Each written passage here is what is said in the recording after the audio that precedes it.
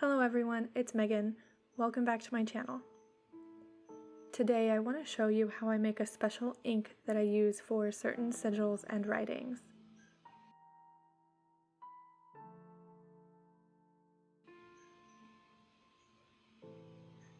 Begin by setting the mood. For me, this means spreading out my cloth and lighting some candles. Then choose an incense that matches your intentions for the ink.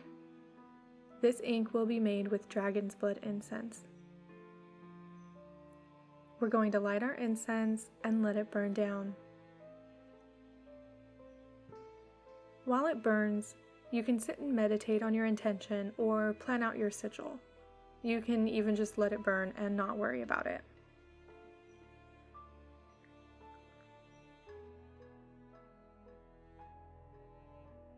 Also, don't forget to cleanse yourself before you do spell work of any kind. I will be working mainly with my hands today, and my hands need a good cleansing. I find that a lot of witches actually forget or gloss over this part of practice. Your hands are tools just like the incense burner here. As such, they should be cleansed before and after spell work, or any magical working for that matter. Let your incense burn down all the way. We will be collecting the ash from the incense to use in our ink.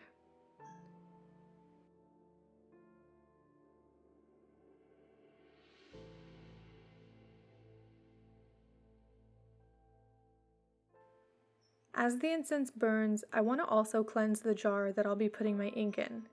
I have this little glass jar with a cork stopper that was left over from some herbs. Make sure it's physically clean, but also cleanse it before you put your ingredients in it. To do this, I simply place the jar over the incense and let it fill with smoke.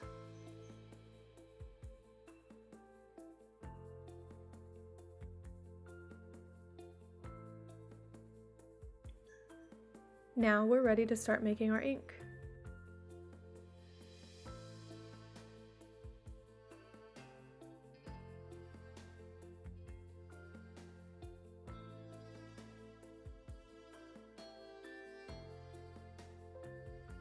Get your pestle and mortar, or whatever you can use in its place, and brush off the incense ash into the pestle and mortar.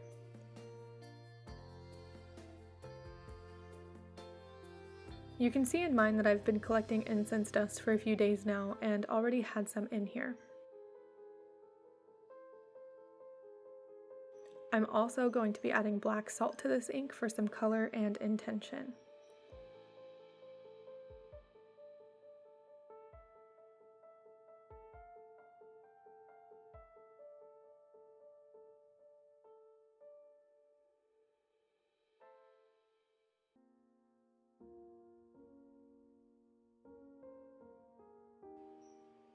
Mix your ingredients together. My ingredients are simply incense ash and black salt. Yours, however, can be whatever it needs to be for your intention. For example, if you're creating love sigils, you can use dried roses or pansies. If you're creating prosperity ink for sigils, you can use dried mint or patchouli. Now get your container ready.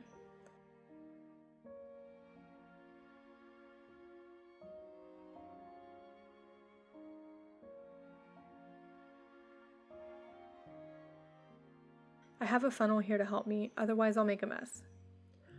We're going to put our powder in the container first. Get as much in your container as you can. The more powder you have, the darker or more prominent the ink will be.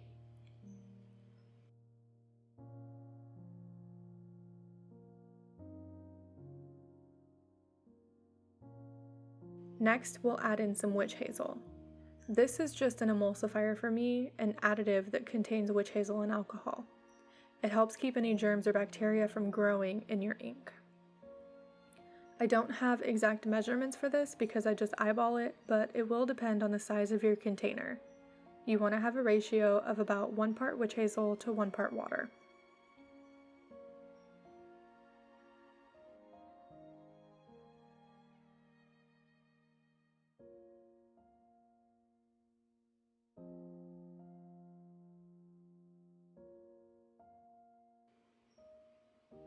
Next, we're going to top off our ink with water.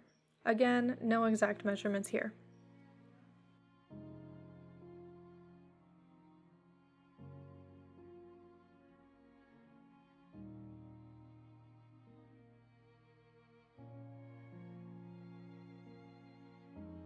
Give your bottle a shake to mix it and it's ready to use. You can use it directly like this, or you can charm it with a spell before use. That choice is yours. Now let me show you how I use it. You're going to need paper, your ink, and a brush of some sort.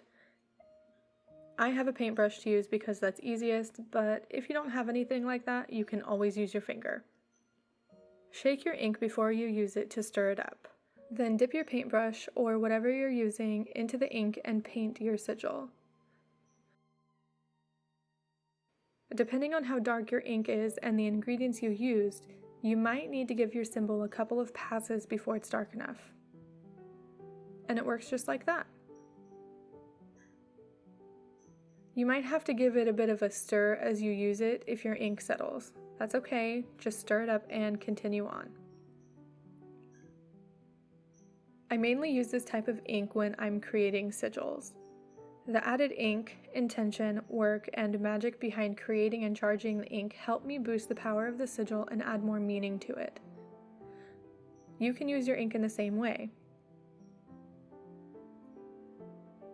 If you paint, you may even consider making your own paints this way too.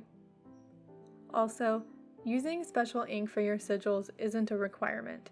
Sigils will work just fine on their own. Thank you so much for watching, and stay tuned for more videos. Make sure you're subscribed to the channel, give the video a thumbs up, and comment below. I'd love to know how you make your magical ink, or if you use this process. I'll see you next time.